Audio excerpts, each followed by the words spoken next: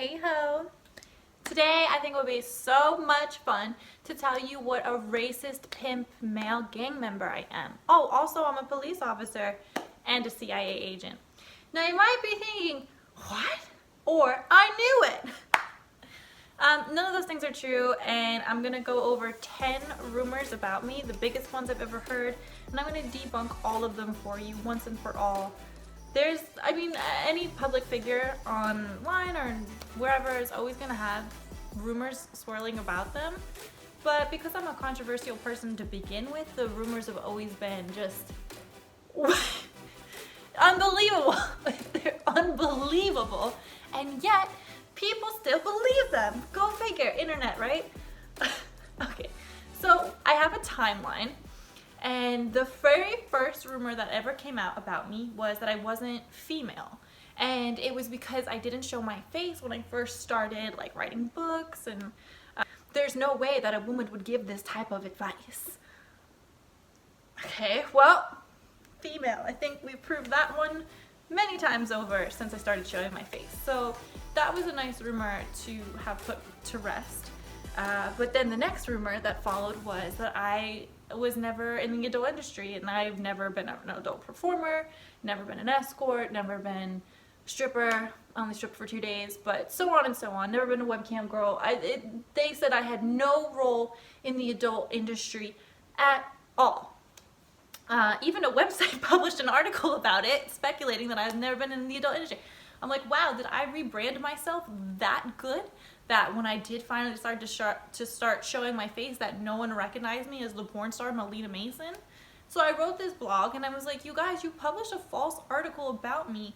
Like, it's me, I'm Melina Mason. And they were like, oh my god, we're so sorry. And they removed the whole article. So that was really frustrating. And it's like, my thought process during this is, why would I take all of this time out of my life to build a company as an expert when I've never participated in the industry I'm being an expert on in the first place? Like, it just doesn't make any sense at all to me. However, people love to believe this stuff. So I'm gonna at least try and have you believing the truth. So after that, the next rumor was fine. Okay, fine. She's a woman. She is in the adult industry. But there's no way that she could possibly have any money from all of this. There's no way. So rumors started circulating that I was poor, and there was no way I could have become a millionaire from working in the adult industry. But it's like, my entire brand is how to become a millionaire in the adult industry. How do I know? Because I'm a millionaire. So for the proof, I'm just gonna link over here the link to the video I made of the house tour of my home, which is lovely, and poor people can't live like this, so I've also been a poor person, so I can say that. Next rumor, this one's hilarious. It was rumored that I was a CIA agent, also an FBI agent. They were intertwining those for a while. Like, it's not, one doesn't mean the other, but let's just say it did. They were saying that I was this agent, government agent, and that's why I had started this whole company, was to get people arrested for possibly doing any illegal activity like prostitution. So that actually was really, that one messed with my business big time, and the quickest way to get people to believe something or to react to something is out of fear. And yeah, that was a horrible way to get sex workers terrified for their own safety, was to lie to them and tell them that I was working for a government agency. Yeah, that one pissed me off genuinely. Here's the quickest way for me to debunk that. To be an FBI agent, to be a CIA agent, you have to have at least a bachelor's degree, which I don't. You can look me up. My government name is out there. I never went to college. So there you go. Not. Then I got downgraded because I had made a post a while ago saying I was flattered, and to a degree I am, because that rumor really put me in a position of extreme power and intelligence. So when they were like, wow, we gave her way too much credit for making her be an FBI agent, no, we can't do that. That was too flattering for her. So then they reduced it to me being a snitch. And that's more believable. Like, oh, okay, yeah. But here's the thing about being a snitch is most snitches have a history of being arrested. That's how you get in touch with the police.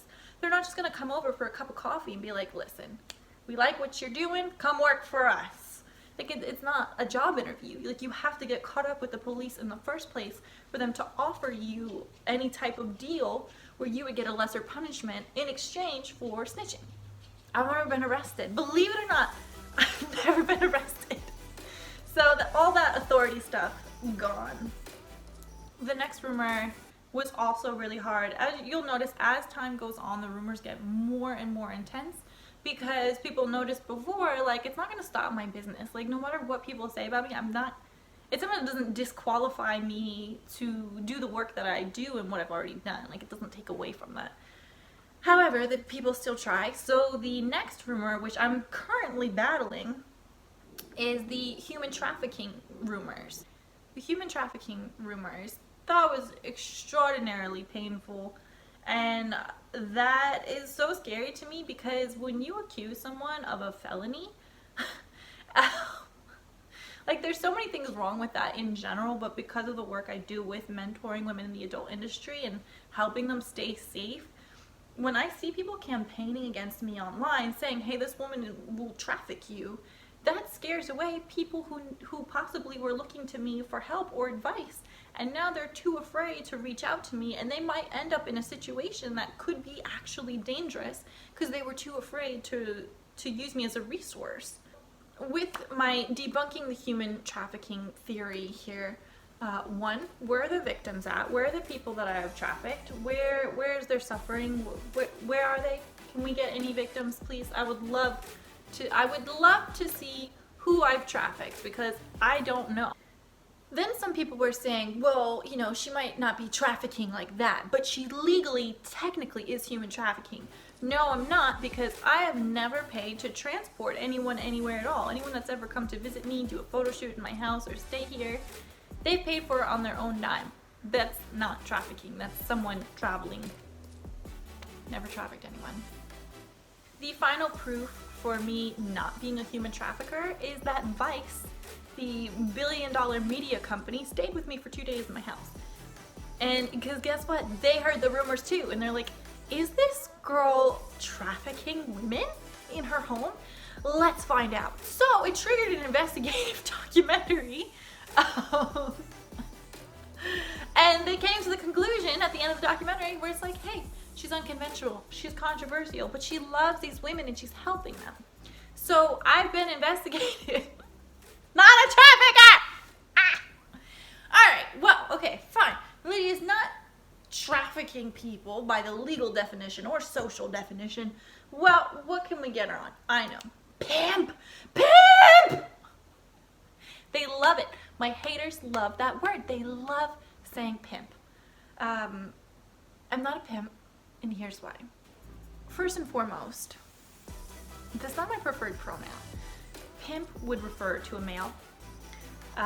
If we're gonna just do that, it would be the female version of pimp would be madam. So I get that it's less catchy, but let's just go with my preferred pronouns. Thank you, madam.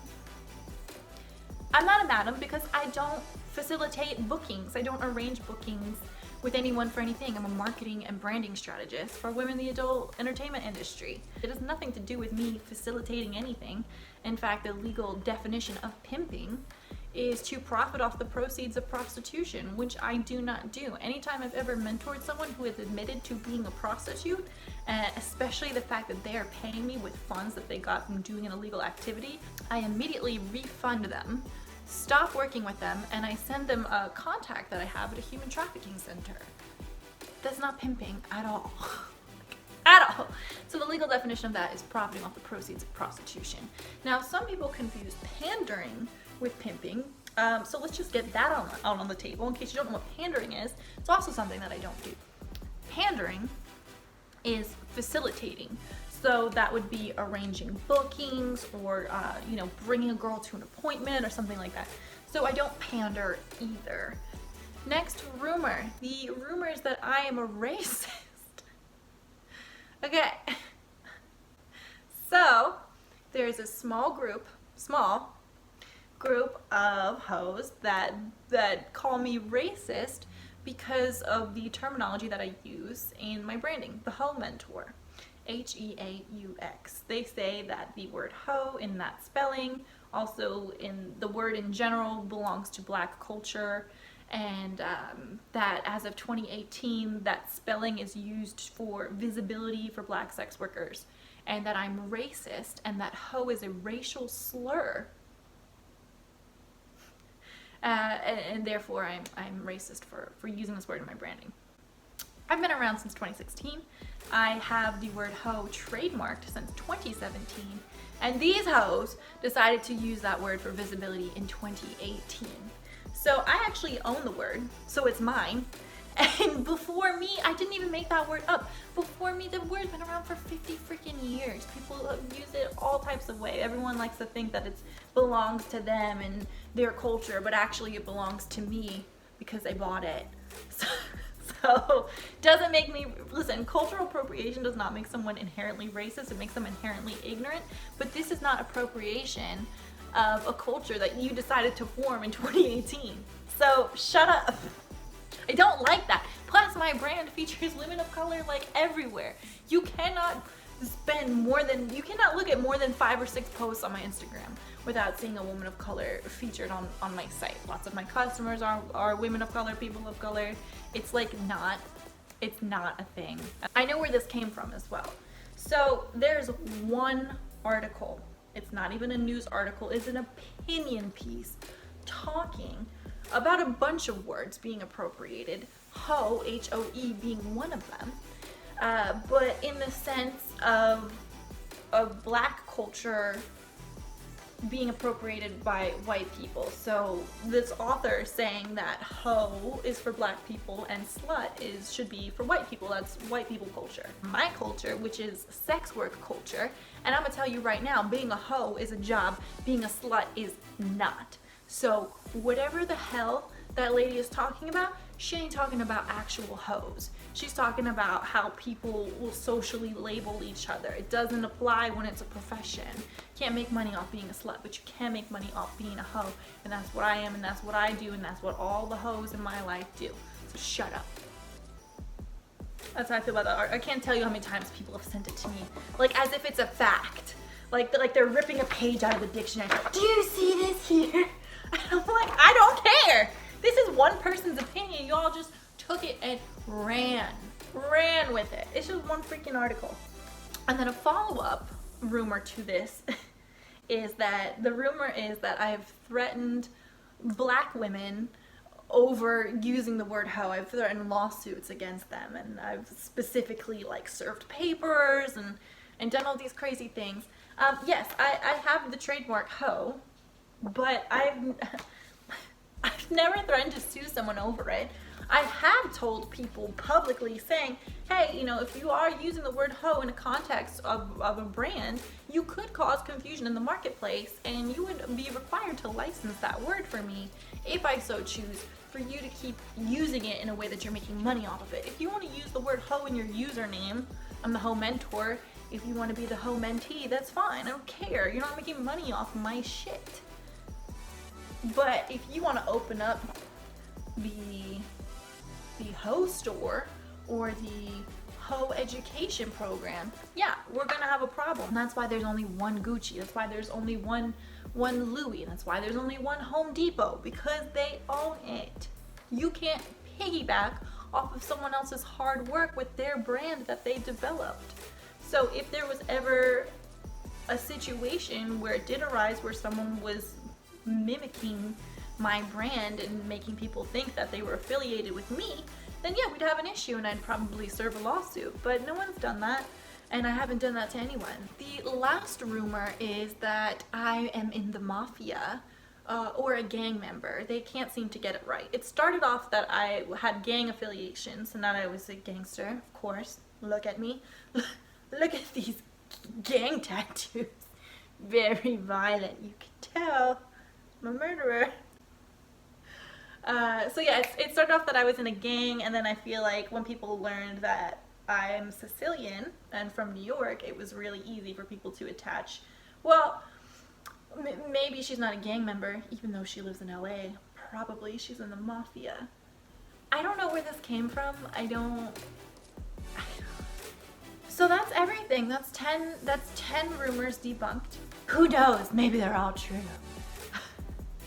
But at least I feel good because I finally had an opportunity to tell you how I'm feeling about them while I'm not in the midst of any particular controversy. I'm trying to think. I think like every 3 months something major happens, like some major controversy. So we're in like a resting period right now. So I feel like this is the perfect time to address rumors. And yeah, stay well, keep hoeing, get your money, and I'll see you in the next video.